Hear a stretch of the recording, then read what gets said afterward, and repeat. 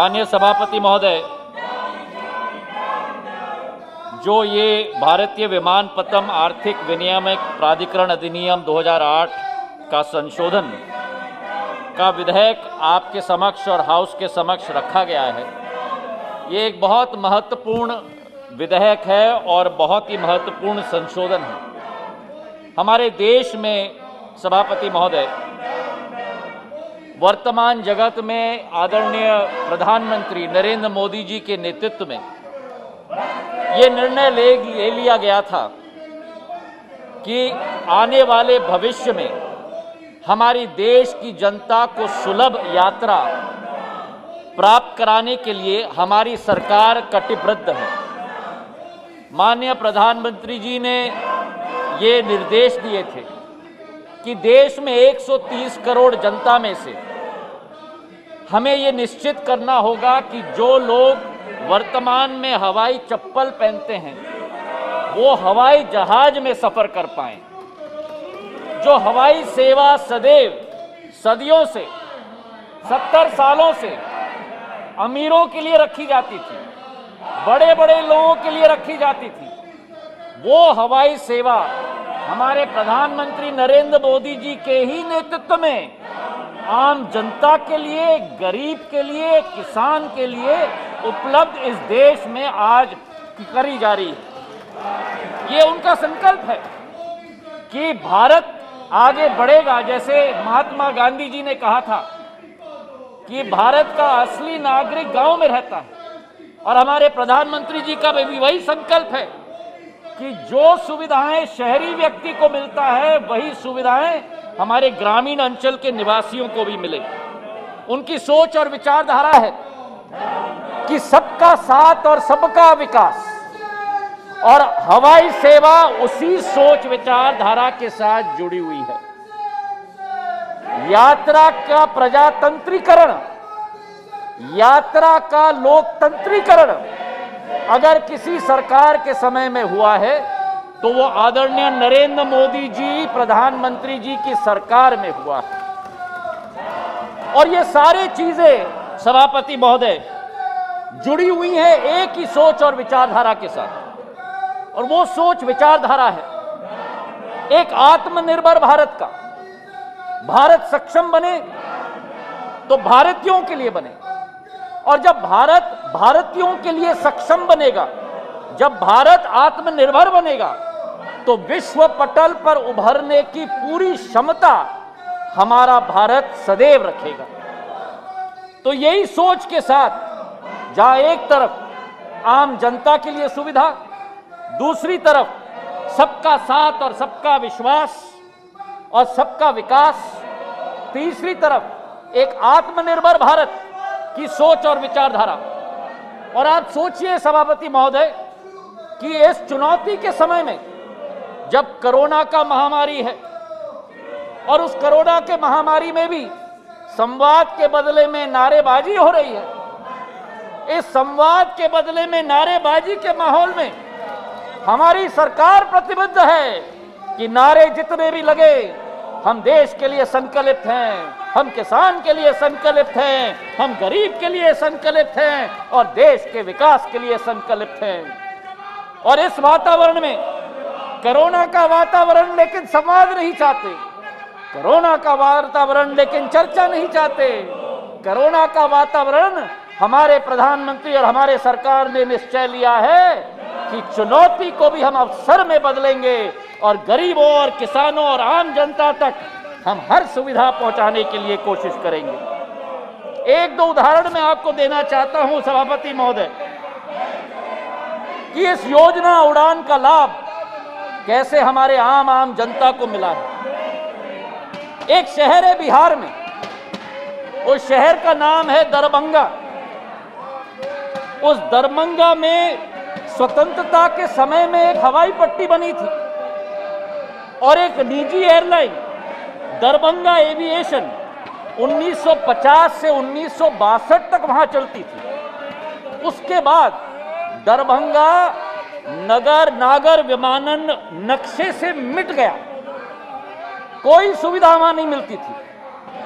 सबसे पास वाला एयरपोर्ट हवाई अड्डा पटना था, जो 5 घंटे दूरी पे थी, 9 नवंबर 2020 को पहली फ्लाइट दिल्ली से दरभंगा पहुंची। केवल दरभंगा के वासियों के लिए नहीं, लेकिन दरभंगा के आसपास 14 जिलों के वासियों में एक हर्ष और उल्लास का वातावरण तैनात हुआ। और 1.5 सालों में सभापति महोदय, जिस दरभंगा में एक फ्लाइट भी नहीं आता था, जिस दरभंगा को सिविल एविएशन के नक्शे से उजाड़ दिया था, अब 1.5 साल में 110 प्लेन के मूवमेंट्स है दरभंगा से पूरे देश के इर्द गिर्द। और 1.5 लाख यात्रियों को दरभंगा से नवंबर 2020 से मार्च 2021 तक देश के कोने कोने में इस उड़ान योजना ने पहुंचाया है। और ऐसी कहानियां दुर्लभ हैं सभापति महोदय।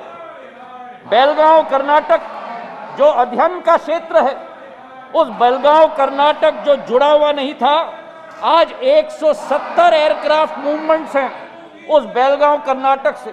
2.5 लाख यात्रियों का आवागमन हुआ है। उड़ीसा में झरसुगुड़ा क्षेत्र जो विश्व के द्वितीय युद्ध में एक हवाई पट्टी वहां लगी थी जो टूटी हुई थी, उड़ीसा के बॉर्डर पे रहता है, छत्तीसगढ़ के बॉर्डर पे रहता है। भुवनेश्वर 325 किलोमीटर दूर है। सबसे पास वाला एयरपोर्ट उड़ीसा में नहीं, झारखंड में रांची में उपस्थित है। वीर साई एयरपोर्ट मार्च 2019 में स्थापित किया गया। आज 9 बड़े शहरों से जुड़ा गया है। दिल्ली, मुंबई, चेन्नई, बेंगलोर, हैदराबाद, रायपुर, पटना, भुवनेश्वर। 2 लाख से ज्यादा यात्री ने वहां से सुलभ यात्रा की है। 140 फ्लाइट्स वहां से कनेक्टेड हैं। ये कहानी है प्रधानमंत्री नरेंद्र मोदी जी के सबका साथ, सबका विश्वास और सबका विकास की कहानी। ये कहानी है भारत की, आत्मनिर्भर भारत की कहानी प्रधानमंत्री जी के नेतृत्व में। ये कहानी है भारत के कोने कोने के, और ऐसे अनेक कहानियां हैं। रूपसी एयरपोर्ट असम में, किशनगढ़ राजस्थान में, जगदलपुर छत्तीसगढ़ में, अदमपुर पंजाब में, हुबली कर्नाटक में। ऐसे अनेक कहानियां हैं सभापति महोदय। और उड़ान का जो लक्ष्य है कि हम लोग टियर 2 और टियर 3 शहरों को जोड़ के रखेंगे, उत्तर पूर्वी भारत को जोड़ के रखेंगे, हमारे पहाड़ी राज्यों को जोड़ के रखेंगे, हमारे द्वीपों को जोड़ के रखेंगे। और इसके लिए 5 क्षेत्र हमने बनाए हैं, उत्तर, दक्षिण, पूर्व और पश्चिम। और उत्तर पूर्व का क्षेत्र, बैठ जाओ 30% हर एक रीजन को हमने अपना नेतृत्व करने की क्षमता दी है। अब इस क्लबिंग के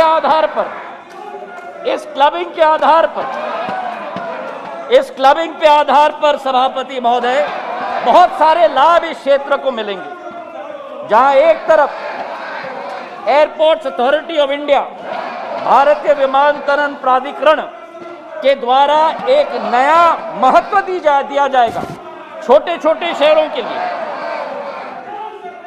शॉर्ट क्यों रखें भाई, उनको अपना काम करने दो, हम अपना काम करेंगे।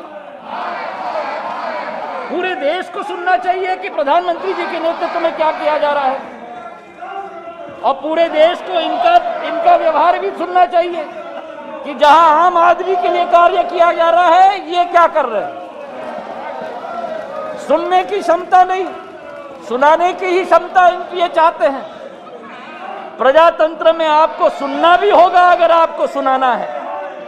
तो मैं कह रहा था सभापति महोदय कि ये जो क्लबिंग की प्रक्रिया है, इसके आधार पर भारतीय विमानपत्तन प्राधिकरण छोटे छोटे शहरों पर अपनी प्राथमिकता दे सकता है। नए एयरपोर्ट्स का सर्जन होगा, और जब नए हवाई अड्डों का सर्जन होगा, जो दूसरे हवाई अड्डे हैं वहां निजी क्षेत्र अपनी भूमिका निभाई, ताकि दोनों के बीच में एक सहयोग हो, एक संवाद हो, और एक भूमिका दोनों निजी और सरकारी क्षेत्र तय कर पाए। इसी के साथ हमारी सोच और विचारधारा है कि नए हवाई पट्टे बने, छोटे एयरपोर्ट्स की क्रॉस सब्सिडी हो, और इसके आधार पर जो आज भारत में 128 एयरपोर्ट हवाई अड्डे हैं, जो आज भारत में 713 हवाई प्लेन हैं, हमारी सोच और विचारधारा है कि आने वाले समय में भारत उड्डयन क्षेत्र में केवल भारत का नेतृत्व न करे पर पूरे विश्व का नेतृत्व करे प्रधानमंत्री जी के नेतृत्व। तो मेरी अपील है आपसे सभापति महोदय और मेरे सभी सांसद भाई बहनों से अपील है कि ये बहुत महत्वपूर्ण विधेयक है, इसे सर्वसम्मति से पारित किया जाए ताकि देश का एक एक इंसान इस हवाई सेवा का लाभ ले पाए। इन्हीं शब्दों के साथ आपका बहुत बहुत धन्यवाद।